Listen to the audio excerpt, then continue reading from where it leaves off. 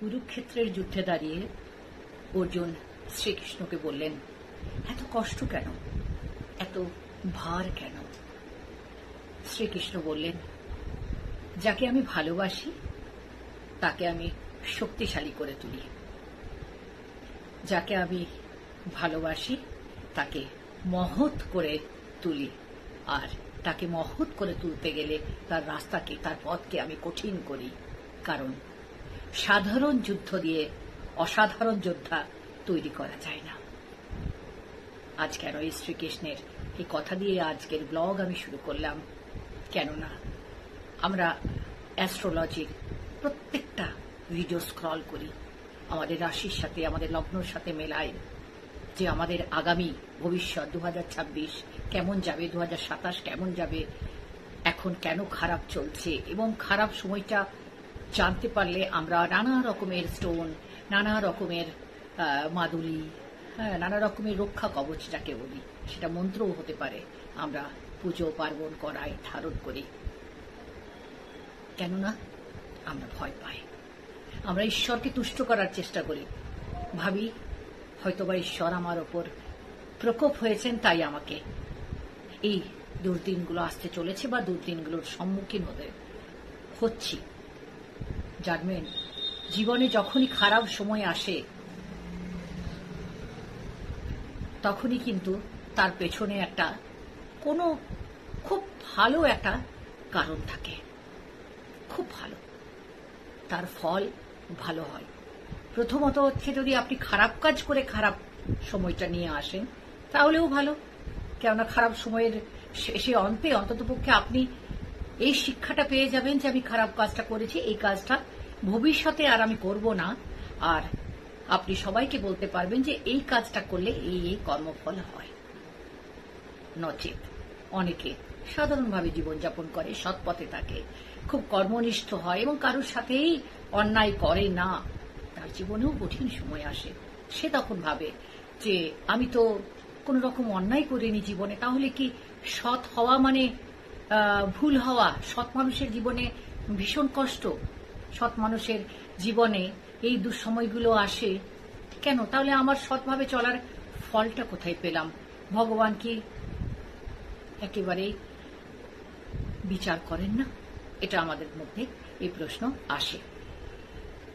কিন্তু একটা কথা বলি, ভগবান যাকে ভালোবাসে তার, আমি এটা ধর্মের দিক দিয়ে বলছি, সেটা উপরওয়ালা হতে পারে, ভগবান হতে পারে, গড হতে পারে, তার পথকে সে কঠিন করে দেন উনি। দেখেন, কঠিন এই পথে আপনি কেমন ভাবে চলেন, আর এই কঠিন পথ পার হয়ে আপনি যেটা হন সেটাই আসল আপনি, আপনার ভেতরের সত্তাটাকে বাইরে নিয়ে আসে। আমরা বলি এই যে হার্ডশিপ আসে, এটা তোমার bestest version of your self তৈরি করে, গীতাতেও তাই বলে। আপনাদেরকে একটা উদাহরণ দিয়ে বোঝায়। রাজা হরিশ্চন্দ্র, আমরা সবাই পড়েছি, জেনেছি, রাজা হরিশ্চন্দ্র ছিলেন ভীষণ সত্যবাদী হিসেবে, তিনি অমর হয়ে আছেন। যদি কেউ বলে যে না আমি সত্যি কথাই বলি, তখন আমরা বলি রাজা হরিশ্চন্দ্র কেন? উনি সত্যবাদী, তার প্রতীক। সেই হরিশ্চন্দ্র যিনি ধর্মপরায়ণ ছিলেন, ন্যায়পরায়ণ ছিলেন, সৎ ছিলেন, এবং তার শাসনকালে তার রাজ্যে খুব মঙ্গল হতো এবং প্রজাদের প্রতি কোন রকম অন্যায় হতো না, কেননা নিজে সৎ ছিলেন। এতই সৎ ছিলেন, ধর্মপরায়ণ ছিলেন, একদিন মহর্ষি বিশ্বামিত্র ভাবলেন দেখি তো এর পরীক্ষা নিয়ে। স্বপ্নে এলেন, হরিশ্চন্দ্রের স্বপ্নে মনে মহর্ষি বিশ্বামিত্র এলেন, আর স্বপ্নে চেয়ে বসলেন তার রাজগদি, রাজদরবার আর রাজত্ব। বলে কিছুদিনের জন্য আমাকে দান করতে পারো তোমার রাজদরবার, তোমার সিংহাসন, তোমার রাজত্ব, তোমার রাজস্ব, সবকিছু। বলল হ্যাঁ, কেননা উনি প্রতিশ্রুতিবদ্ধ এবং উনি ন্যায়পরায়ণ আর সত্যবাদী। উনি স্বপ্নে বললেন হ্যাঁ, আমি সব দান করতে পারি। পরের দিন মহর্ষি বিশ্বামিত্র এসে সর্বস্ব দান করে এক কাপড়ে রানী শৈব আর ছেলেকে, রোহিতাশ্ব ছেলেকে নিয়ে বেরিয়ে পড়ছেন। তখন শরীরে কিছু গয়না ছিল, রাজা তো মহর্ষি বিশ্বামিত্র বললেন যে, কি রাজা, এই গয়নাও তো তুমি দান করেছো আমাকে, পড়ে যাচ্ছ কোথায়? হরিশ্চন্দ্র খুলে ওইটাও দিয়ে দিলেন। তারপর তিনি জঙ্গলে গেলেন, কিচ্ছু নেই সাথে, কিচ্ছু না, স্ত্রী আছে, পুত্র রহিতাস্য আছে। খুব দুর্দিন, সকালে খেতে পান তো রাতে খেতে পান না, রাতে খেতে পান তো সকালে খেতে পান না, জঙ্গলে জঙ্গলে ঘুরে ঘুরে উনি কোন রকমে দিনাতিপাত করেন। কিন্তু সঙ্গে আছে স্ত্রী, পুত্র, তাদেরও তো পেট ভরাতে হবে। উনি তখন কি করলেন, শেষে না পেরে শ্মশানে, যারা মরা পোড়ায়, ডোম আমরা বলি, তো সেই পয়সার বিনিময়ে মরা পোড়ায়, তো সেইখানে উনি চাকরি নিলেন। বুঝুন, রাজা, রাজা থেকে কোথায়, ওনার শনির 7.5 লেগেছিল বোধহয়, যাই হোক, এটা বলে শনি লেগেছিল, এনিওয়েজ, কিন্তু ঘটনাটা এরকম। তো উনি সেই শ্মশানে মরা পোড়ানোর কাজ করতে লাগলেন। সেখানেও শেষ হয়নি। সেখানে ছেলে বউকে রাখতেন শ্মশানের পাশেই একটা ছোট ঝুপড়ি করে। সেখানে একদিন তার ছেলেকে সাপে কামড়ালো, ছোট্ট ছেলে, সাপের কামড়ে মারা গেল। শৈব্যা 2 হাতে করে ছেলের মৃতদেহ নিয়ে শ্মশানে গেছে। রাজা হরিশ্চন্দ্র সেই শ্মশানে মরা পোড়ানোর কাজে থাকলেও সে কিন্তু নিজের সৎ পথ থেকে এক পাও কিন্তু উনি নড়েননি। উনি এত কষ্ট করে এসেছেন, কিন্তু উনি কোনো অসৎ পথে পা দেননি, বা কোনো নিজের যে প্রিন্সিপাল, যে আদর্শ, সত্যনিষ্ঠা এবং ন্যায়, তার থেকে উনি বিচলিত হননি। এত তার জীবনে বিপদ, এত তার জীবনে অনাহার, দুর্ভিক্ষ, তার জীবনে এত দুর্গতি আর এত অভাব থাকা সত্ত্বেও তিনি কিন্তু তার নিজের রাস্তা, নিজের ধর্ম, নিজের চারিত্রিক বৈশিষ্ট্য থেকে উনি কিন্তু এতটুকু বিচলিত হননি। আর যেদিন শৈব্যা তার ছেলেকে নিয়ে আসে এমনি করে শ্মশানে, সেই দিনও তিনি বললেন, আমি তখনই মোরা পড়াতে পারবো যখন তুমি আমাকে পয়সা দেবে।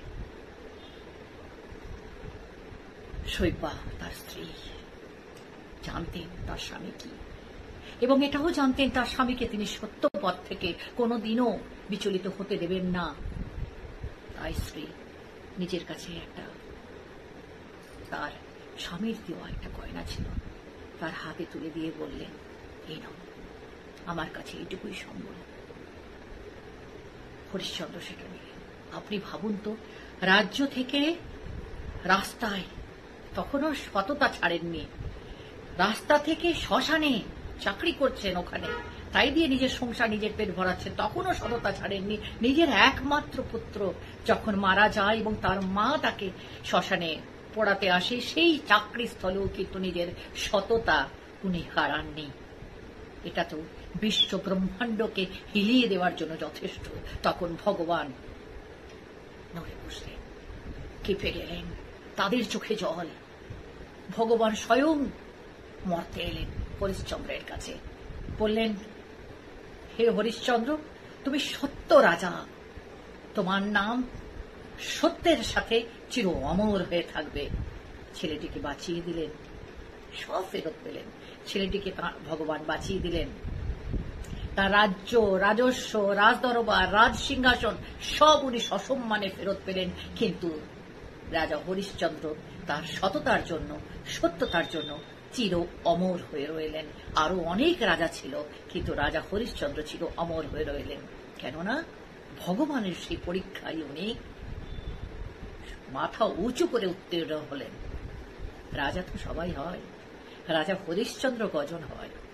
সেই রকম জীবনে যখনই কঠিনতম কঠিন পরিস্থিতি আসুক না কেন, কোনো অসৎ পথে যদি, বা আপনার রাস্তা থেকে আপনি যদি না সরে দাঁড়ান, এবং আপনার যেটা প্রিন্সিপাল, যেটা চরিত্র, যেটা হওয়া উচিত মানবিক চরিত্র, সেই পথে যদি আপনি সেই দুঃসময়টা সাহস করে পার করে দিতে পারেন, তারপরে ধর্মের সাথে সবচেয়ে বড় সহায় থাকে স্বয়ং ঈশ্বর, উপরওয়ালা, গড।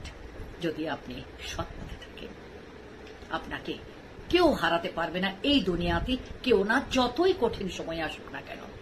জানবেন কঠিন সময়ের এসেইছে আমার ভালো, আমি হয়তো নর্মালি লাইফ লিড করছি, আমার এর বেটার ভার্সন, আরো ভেতরের যে সুপ্ত অবস্থায় একটা মানুষ লুকিয়ে আছে, হয়তো সে শক্তিশালী, সেই শক্তিটাকে আমি চিনিনি, সেই শক্তিটাকে বের করে নিয়ে এসে আমাকে মানুষের মতো মানুষ করার জন্য, যাতে আমি সংসারে, পরিবারে, নিজের জীবনে, আরো কারো জীবনে কিছু ভালো করতে পারি, কিছু দিতে পারি, যেটা কল্যাণ হবে কোনো একটা মানুষের জীবন, কিংবা সমাজ, কিংবা আমার পরিবার, কিংবা আমারই জীবন।